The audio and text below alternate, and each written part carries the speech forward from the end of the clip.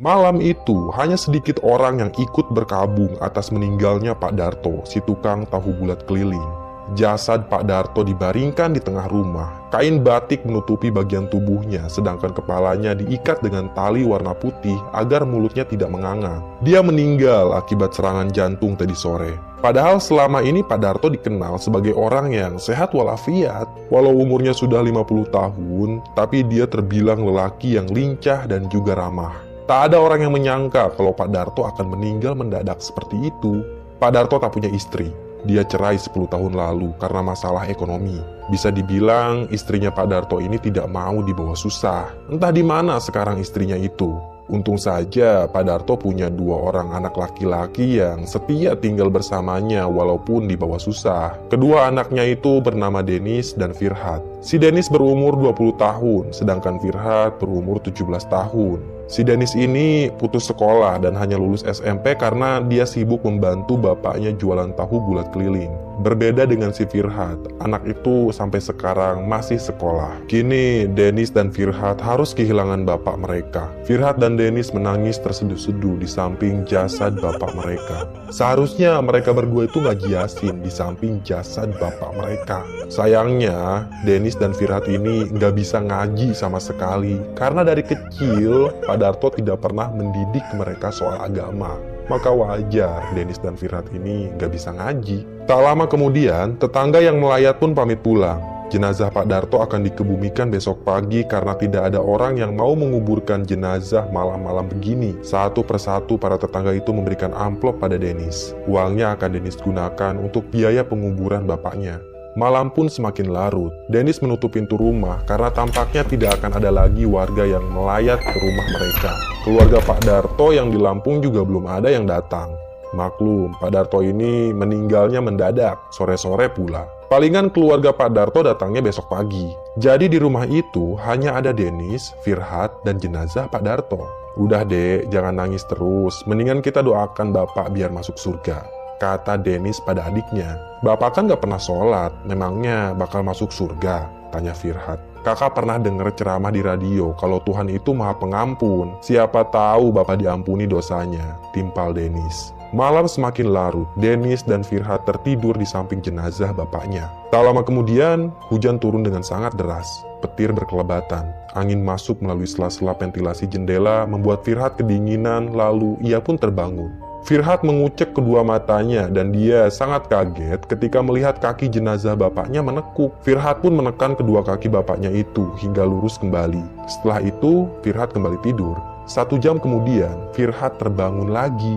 Dan saat ia menoleh ke arah pintu, tampaklah bapaknya Firhat sedang berdiri menghadap pintu dengan keadaan telanjang bulat. Firhat menjerit ketakutan. Dia membangunkan kakaknya yang masih tertidur pulas. "Lihat bapak kak!" teriak Firhat. Denis bangun. Dia juga sangat kaget saat melihat bapaknya berdiri di depan pintu. Bapak mereka berdesis mengucapkan sesuatu. "Jimat." Begitu kata bapak mereka. Hanya 1 kata, lalu dia terkapar di atas lantai. Denis mengecek keadaan bapaknya. Dia memeriksa denyut nadi dan jantung bapaknya itu. Namun tidak ada tanda-tanda kehidupan. Bapaknya memang sudah mati kembali. Denis dan Firhat menggotong kembali jenazah bapak mereka dan membaringkannya di atas tempat tidur. "Kamu jangan takut, mungkin tadi bapak mati suri," kata Denis. Dia ingin menenangkan adiknya yang sangat ketakutan itu. Hujan di luar malah semakin deras dengan petir berkelebatan. Denis termenung sejenak. Dia ingat kalau bapaknya sering membawa jimat setiap kali dagang tahu bulat. Jimat itu disimpan di dalam lemari bapaknya. Segera Denis mengambil jimat tersebut dan menunjukkannya pada Firhat. "Mungkin tadi bapak bangun gara-gara jimat ini," kata Denis sambil menenteng sebuah jimat yang berbentuk tali kain kafan. Dalam kain itu terdapat 2 keping logam yang ukurannya sebesar uang 100 perak zaman dulu. "Itu apa kak?" tanya Firhat.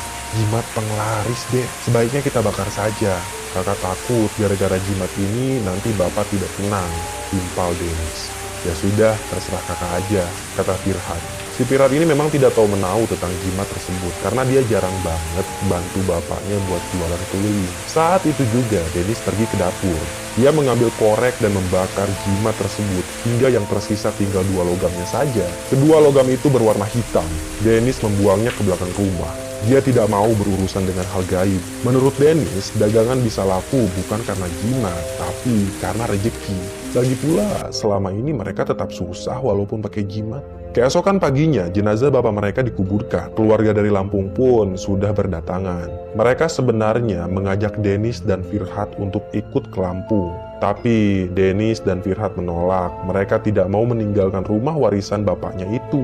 Terlebih, mereka berdua tidak mau meninggalkan Majalengka yang menjadi tempat kelahiran mereka. Akhirnya, Dennis dan Firhat hanya tinggal berdua di rumahnya. Untuk menunjang kebutuhan sehari-hari, Dennis melanjutkan usaha bapaknya dengan berjualan tahu bulat keliling. Semenjak bapak mereka meninggal, Dennis dan Firhat hanya bisa jualan dari jam 2 sore sampai jam 10 malam. Karena kalau pagi, Firhat harus pergi ke sekolah. Dan sepulang sekolah, barulah dia membantu kakaknya untuk jualan tahu bulat keliling. Mereka berjualan menggunakan mobil losbak. Bak mobil losbak itu dipasangi terpal untuk melindungi dari hujan dan panas. Sedangkan di bagian kepala mobilnya ada sebuah speaker kecil yang mengeluarkan suara bapaknya sedang promosi tahu bulat. Dennis si kakak bertugas sebagai sopir, sedangkan si Firhat bertugas menggoreng tahu bulat. Dia duduk di bak mobil sendirian. Nah, sekitar jam 2 siang, mereka pun pergi untuk berdagang. Volume speaker mobil dikeraskan agar menarik pembeli. Terdengarlah suara almarhum bapak mereka yang sudah meninggal. Suara Pak Darto itu mempromosikan tahu bulat yang digoreng dadakan 500-an. Kalimat itu diulang-ulang untuk menarik pembeli. Mobil losbak mereka berkeliling dari kampung ke kampung. Karena hari itu dagangannya laku, Dennis dan Firhat semakin semangat. Mereka bahkan keluar dari jalur yang sudah mereka rencanakan. Awalnya mereka hanya ingin dagang di kampung-kampung terdekat, tapi Dennis berambisi ingin menghabiskan stok tahu bulatnya. Dia pun menelusuri kampung lainnya yang tidak pernah ia datangi sama sekali. Sekitar jam 9 malam, dagangan mereka tinggal sedikit lagi. Dennis memberhentikan laju mobilnya. Dia melongokkan kepala melalui jendela pengemudi dan menengok ke belakang.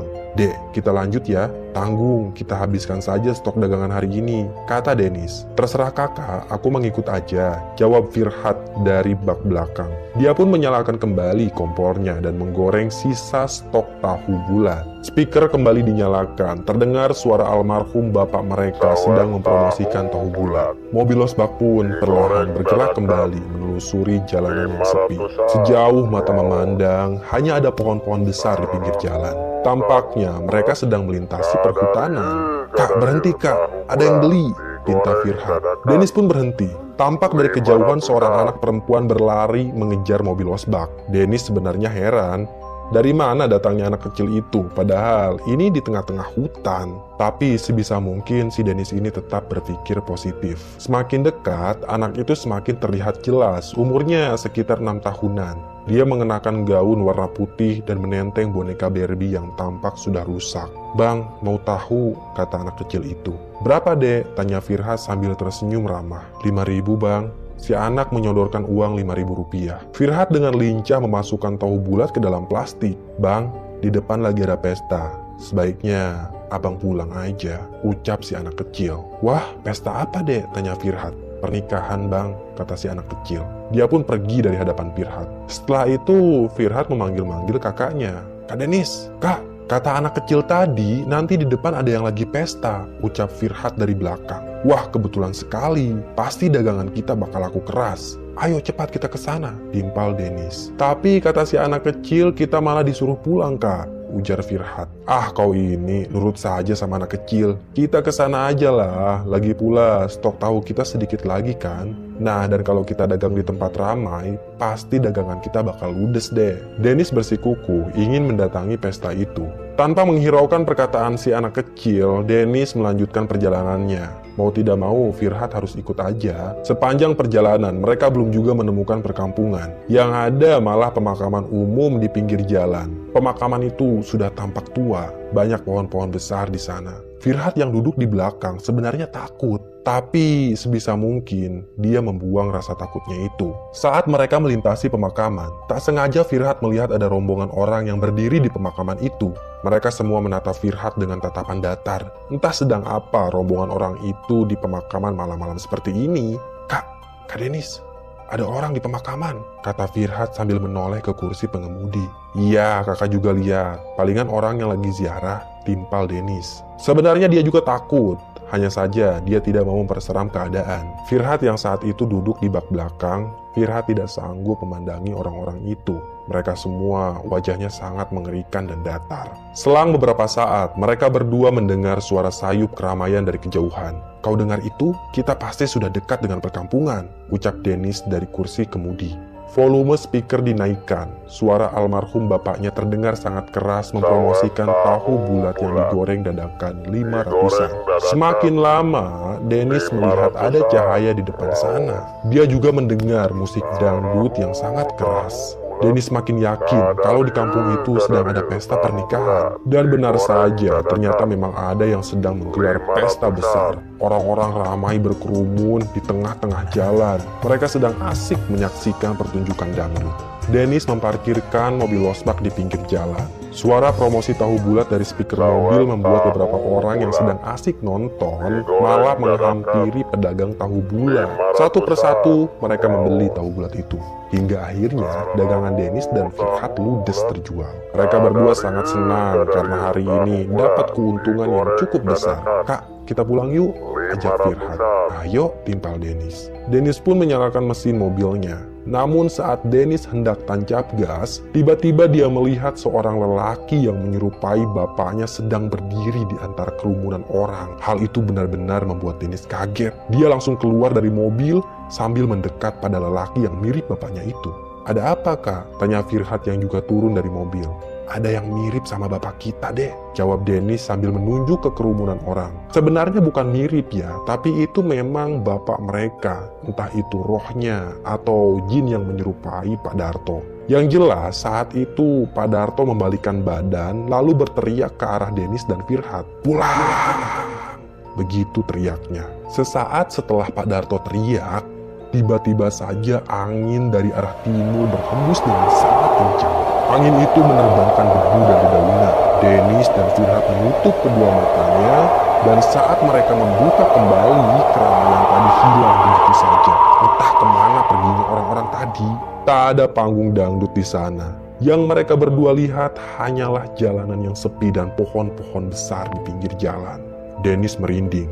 Dia langsung mengajak adiknya masuk ke dalam mobil. Firhat juga sangat ketakutan. Dia duduk di sebelah kakaknya. Si Denis ini langsung putar balik lalu tancap gas sehingga mobil yang ia kendarai terapung-apung karena melintasi jalanan rusak.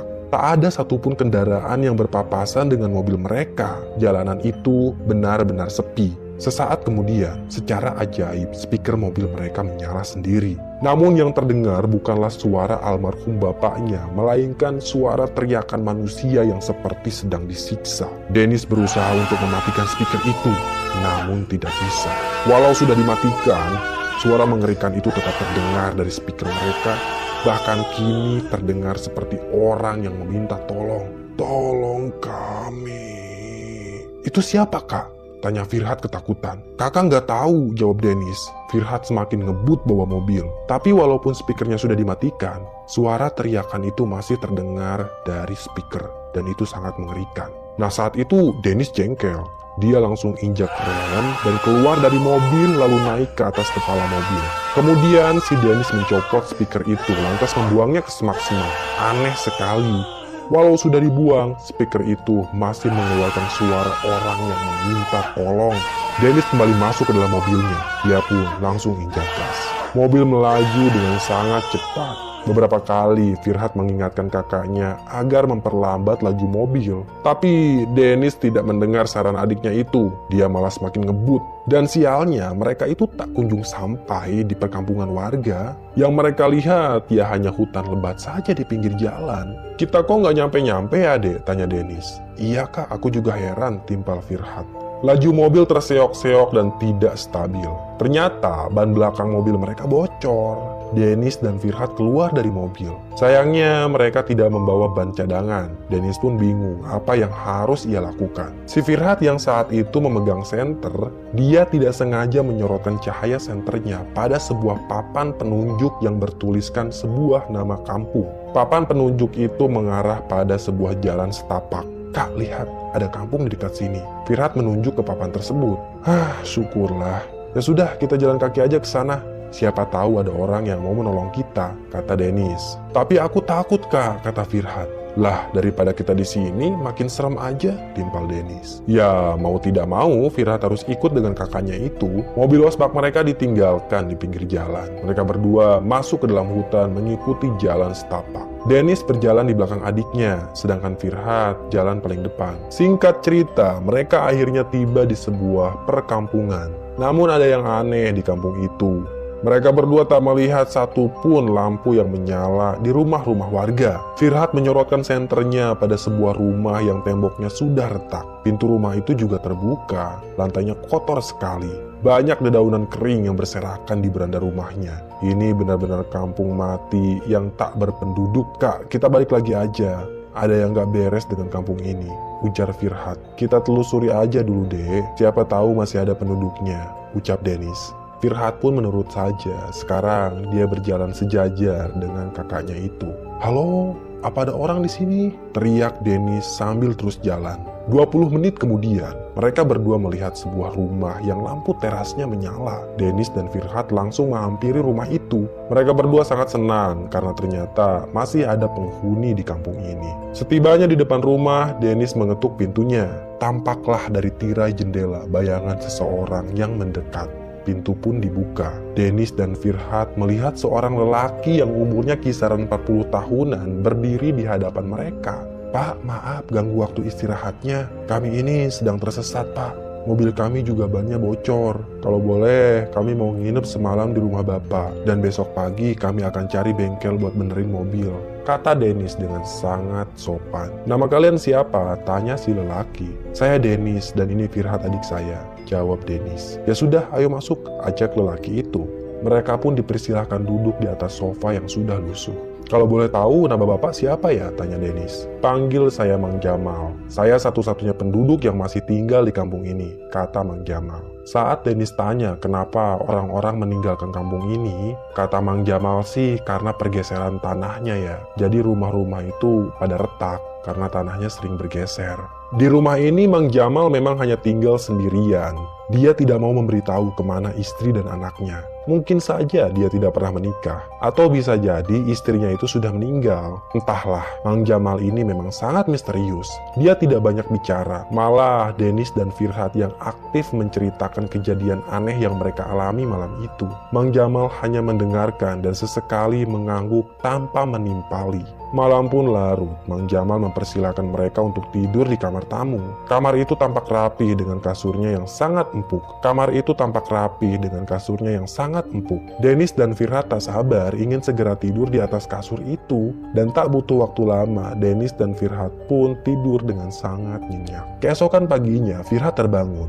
Ia sangat kaget saat melihat kondisi di sekelilingnya. Ruangan itu seketika saja seperti tidak berpenghuni. Lantainya kotor, berdebu, banyak daun-daun kering yang berserakan. Atapnya juga bolong. Firhat langsung membangunkan kakaknya.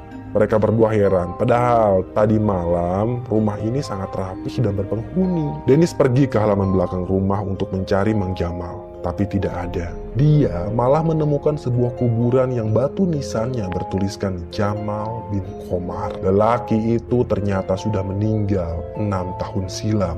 Lantas, siapa yang bertemu dengan Dennis dan Firhat tadi malam? Wah, mereka berdua langsung merinding saat melihat kuburan Mang Jamal. Dennis dan Firhat pun langsung pergi meninggalkan kampung mati itu. Dan syukurnya mereka berdua masih bisa selamat. Mereka ditolong oleh pedagang sayur keliling yang kebetulan menggunakan mobil lospak juga. Dan kebetulan si pedagang sayur ini masih satu kampung dengan Dennis dan Firhat. Makanya si tukang sayur itu berani meminjamkan ban serepnya pada Dennis dan Firhat. Kakak beradik itu pun selamat. Firhat dan Dennis kapok. Mereka tak mau lagi melintas di jalan mengerikan itu. Apalagi kalau harus berkunjung ke kampung mati.